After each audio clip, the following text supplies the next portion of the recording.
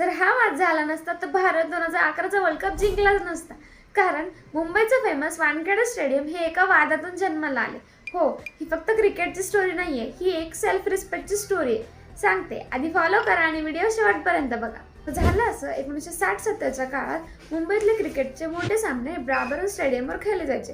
हे स्टेडियम होतं cricket club of इंडियाच्या ताब्यात आणि त्यावेळेसचे मुंबई क्रिकेट असोसिएशनचे अध्यक्ष शेषराव वानखेडे आणि CCI यांच्यात एक वाद निर्माण झाला.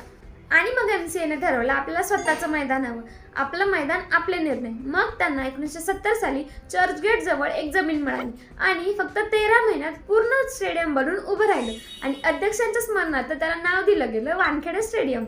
1975 मध्ये या मैदानावर पहिला आंतरराष्ट्रीय सामना खेळण्यात आला. पण स्टोरी इथंच संपत नाही. 2011चा वर्ल्ड कप फायनल आठवतोय? तो आयकॉनिक मुवमेंट MS धोनीचा तो 6, तो इतिहास याच मैदानावर खेळला गेला होता. तर वानखेडे फक्त स्टेडियम नाहीये, तर ते आहे सेल्फ रिस्पेक्ट, ॲम्बिशियस आणि हिस्ट्रीचं सिम्बॉल. लाईक करा आणि शेअर करा तुमच्या क्रिकेट लवर फ्रेंडला.